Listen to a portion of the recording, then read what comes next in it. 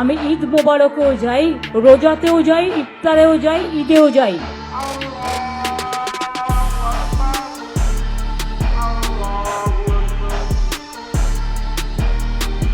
मैं अपने खुदा के लिए कटने करने के लिए तैयार हूं। नमस्ते भारत। आप सभी लोगों के बीच में एक बार फिर से मैं उपस्थित हो गई हूं। निवेदन सिर्फ इतना सा कि इस वीडियो को लाइक कीजिएगा, अंत तक देखिएगा, शेयर कीजिएगा और बेल आइकन को हिट करते हुए मेरे चैनल को जरूर सब्सक्राइब कर लीजिएगा। सेना के लिए हथियार जितने आवश्यक होते हैं उतनी ही आवश्यक होती है उनकी ट्रेनिंग। मैं हमेशा से ये बोलती रही हूं कि सेना का गहना होता है हथियार, लेकिन उस गहने का प्रयोग करने के लिए वेल ट्रेन्ड सोल्जर्स की भी आवश्यकता होती है। आप में से क्या कोई भी भारतीय ये चाहेगा, ये इच्छा रखेगा कि जो हमारे वीर सैनिक हैं उनकी ट्रेनिंग किसी भी कीमत में किसी भी कारण से रुक जानी चाहिए? क्या आप लोग ये स्वीकार कर पाएंगे कि जो हमारे सैनिक हैं उनको अपनी ट्रेनिंग करने से कोई राजनेता रोक दे? क्या आप लोगों को यह स्वीकार्य होगा कि देश की कोई मेन स्ट्रीम पॉलिटिशियन, मैडम मुख्यमंत्री सोल्जर्स को बोल दे कि उनकी तुष्टिकरण की राजनीति ज्यादा इंपॉर्टेंट है बजाय सेना की ट्रेनिंग? जैसे मेरा जवाब ना है, आई एम श्योर आप लोगों का जवाब भी ना होगा। और सेना की ट्रेनिंग को रोका गया अपनी राजनीति के लिए, और वो भी वेस्ट बंगाल के अंदर मेरी नाम राशि मुख्यमंत्री ममता बनर्जी के द्वारा। आप सबको पता है ना कि आज बकरीद है, तो बकरीद पर नमाज होती है। नमाज अदा करने के लिए सैनिकों का प्रशिक्षण रुकवाया गया। सैनिकों के प्रशिक्षण के लिए जो स्थान था उसको खाली करवाया गया और यह कहा गया ममता बनर्जी के द्वारा कि यहां से तुम गेट आउट हो जाओ, जाओ कहीं और प्रशिक्षण करो। यहां पर मेरी तुष्टिकरण की राजनीति का मंच सजेगा। यहां पर आज बकरीद की नमाज होगी और उसके बाद मैं अपने दल बदल कुनबे को लेकर के आऊंगी और उसके बाद भाषण दूंगी। इससे ज्यादा दुख और शर्म की कोई खबर हो नहीं सकती। और यह भी तब किया ममता बनर्जी ने जब ऑपरेशन सिंदूर जारी है। हमारी सेनाएं, हमारे देश के प्रधानमंत्री लगातार यह बात बोलते रहे हैं कि ऑपरेशन सिंदूर अभी थमा नहीं है। जिस समय भारत पाकिस्तान से लोहा ले रहा है, जिस ऑपरेशन सिंदूर के माध्यम से हमने पाकिस्तान के घर में घुस करके 100 से ज्यादा आतंकियों को 72 गुरों के पास पहुंचा दिया, उनके आतंकी अड्डे ध्वस्त कर दिए, उनकी ऐसी पिटाई कर दी, उनके 11 जो मिलिट्री बेस थे उनको नेस्ते नाबूद करके कि वो रो रहे हैं, कटोरा लेकर पूरे विश्व में घूम रहे हैं। उस समय ममता बनर्जी ने सेना के साथ एक बहुत ही अभद्र और गलत व्यवहार किया। ममता बनर्जी ने सेना का सम्मान करने के बजाय उनका असम्मान किया है। असल में कोलकाता के अंदर एक जगह है रेड रोड। रेड रोड सेना का इलाका है और यहां पर ऑपरेशन सिंदूर के तहत और उसको ध्यान रखते हुए सेना की ट्रेनिंग चल रही थी। और मैं आपको यह भी बता देती हूं कि ये जो रेड रोड नामक स्थान है, इसमें 1919 से लगातार ये जो नमाज है बकरीद की वो होती चली आई। अब आप बोलेंगे भाई जब 1919 से हो रही थी तो इस बार भी हो जाती। 1919 में किसने आरंभ करी? तो 1919 में ये स्पेशल सर्कमस्टांसेस में हुआ था। बहुत बारिश हुई कोलकाता में। कोलकाता में जिस इलाके में ये नमाज होती थी वहां पर पानी भर गया। पानी भरा तो फिर सेना ने अपना फील्ड ग्राउंड दे दिया कि चलिए स्पेशल बुरी कंडीशन है, यहां पर आकर के आप नमाज कीजिए। ठीक है, लेकिन उंगली पकड़ाई तो सेना का हाथ पकड़ लिया और 1919 से यह जगह नहीं छोड़ी। जो मुस्लिम समाज है उन्होंने वो लगातार वहीं पर अब नमाज करते हैं जैसे कि यह उनका इलाका है। उनका इलाका नहीं है साहब, यह मस्जिद का एरिया नहीं है साहब, यह वक्फ बाय यूजर वाली प्रॉपर्टी नहीं है, यह सेना की जगह है, सेंसिटिव एरिया है ना। और हर बार हर साल जो सेना है वो देती रही है नमाज अदा करने के लिए ये जगह। लेकिन इस बार चूंकि ऑपरेशन सिंदूर ऑन गोइंग है, सिचुएशन वैसी नहीं है जैसी पिछले साल थी, पिछले से पिछले साल थी, उससे पहले के कई सालों तक थी।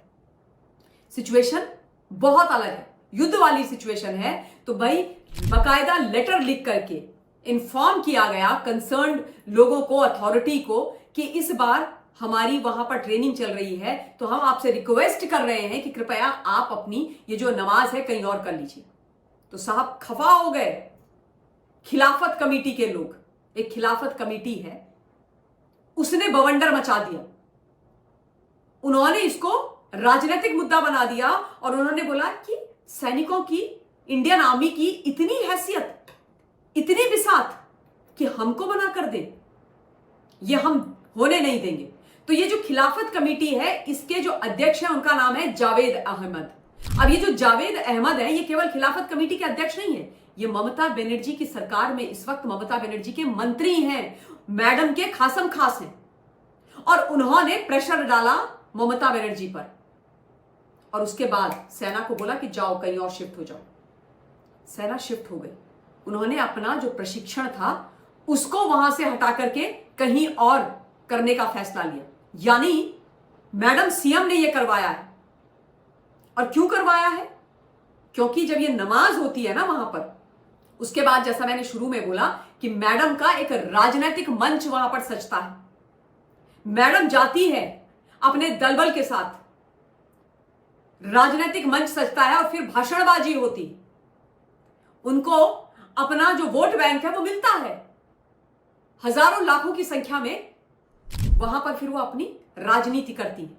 और इसलिए ममता ने सैन्य प्रशिक्षण को रुकवा दिया। यानी कि अपीजमेंट की पॉलिटिक्स देश की सुरक्षा से ऊपर, देश की सेना से ऊपर, देश से ऊपर फॉर ममता बनर्जी। यह सच है मैडम बनर्जी का। और इसलिए मैं बोलती हूं कि मैडम बनर्जी को कोई अधिकार नहीं है वेस्ट बंगाल में गद्दी में बैठने का। किसी भी नेता को यह अधिकार नहीं है कि आप सेना के कार्यों में इंटरफेयर करें, आप सेना की ट्रेनिंग रुकवाएं। ये सेना की भली मनसाहत है, उनकी अच्छाई है कि इतने वर्षों से वो इस ग्राउंड को, इस अपने एरिया को दे रहे थे नमाज के लिए। लेकिन इस बार युद्ध जैसी स्थिति में ममता बनर्जी ने जो किया, उसके लिए ये देश मैडम बनर्जी को माफ नहीं करेगा। अब यहां पर एक और खबर मैं आप लोगों के बीच में रखना चाहती हूं और वो है वजाहत खान कादरी राशिदी के बारे में। ये वही नामाकूल है जो लगातार सनातन धर्म और हमारी देवी देवताओं का अपमान करता रहता है। क्या हमारी कामाख्या देवी जी हो, हमारे बाके बिहारी जी हो, हर एक की इसने आपत्तिजनक शब्दों का प्रयोग करके अपमान किया है। और ये वही आदमी है जिसने शर्मिष्ठा पर एफआईआर दर्ज करी थी ब्लास्फेमी बोल करके। अब ये जो आदमी है, खबर आ रही है कि भाई ममता बनर्जी और टीएमसी का बड़ा खास है। कहा जा रहा है कि जो समुदाय विशेष है, जिनको अपीजमेंट के लिए ममता बनर्जी आतुर रहती हैं, उनके लिए चुनाव के दौरान वजाहत का प्रयोग किया जाएगा। और इसलिए मल्टीपल एफआईआर होने के बावजूद ममता बनर्जी नहीं चाहती कि वजाहत खान की गिरफ्तारी हो। अब मुझे नहीं पता इसमें कितनी सच्चाई है, पर भाई ग्रेप वाइन से यही खबर निकल करके आ रही है। क्योंकि वजाहत कोलकाता में है, कोलकाता के अंदर उसके खिलाफ 3-4 एफआईआर हो रखी है, असम के अंदर उस पर एफआईआर हो रखी है, और अब तो महाराष्ट्र में भी 1, 2, 3 नहीं, पूरी 5 एफआईआर वजाहत के खिलाफ हो गई। असम की पुलिस कोलकाता में पहुंची, उसके घर गई, लेकिन वजाहत की गिरफ्तारी नहीं हुई क्योंकि वो मिला नहीं, वो गायब हो गया। गधे के सिर से जैसे सिंह गायब हो जाते हैं 9-2-11। और कोलकाता की पुलिस कहती है हमें नहीं पता वो कहां है। तुम्हें यह तो पता था कि शर्मिष्ठा कहां बैठी हुई है गुड़गांव में, यह नहीं पता कि वजाहत कहां बैठा हुआ है कोलकाता में।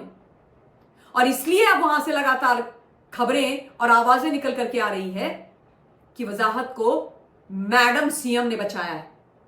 वो उसको अपने आंचल से ढक के रख रही है कि आजा बेटा तुझे मैं बचाऊं, क्योंकि तू चुनाव में मेरे लिए कैंपेनिंग करेगा, तुष्टिकरण की राजनीति के लिए फेस रहेगा टीएमसी का, जाएगा अल्पसंख्यक समाज में और बोलेगा कि हमारी माई बाप, हमारी रक्षक ममता बनर्जी के अलावा कोई नहीं है। देखो मेरे ऊपर इतनी एफआईआर हुई पर कोई मुझे गिरफ्तार नहीं कर पाया। मैंने सनातन धर्म का अपमान किया, उनके देवी देवताओं का अपमान किया, उनके लिए भद्दी भद्दी बातें बोली, लेकिन ममता ने मुझे गिरफ्तार नहीं होने दिया। इसलिए भैया एक मुश्त वोट ममता को दो। और इसलिए कहा जा रहा है कि ममता बनर्जी वजाहत को बचा रही है। जो भी सच होगा वो सामने तो निकल करके आएगा, लेकिन ममता बनर्जी के ये दोनों ही जो कृत्य हैं ये निंदनीय है और ये देश के विरोध वाले कृत्य है। इन्हीं शब्दों के साथ इस वीडियो के लिए इतना ही। बहुत बहुत धन्यवाद। जय हिंद।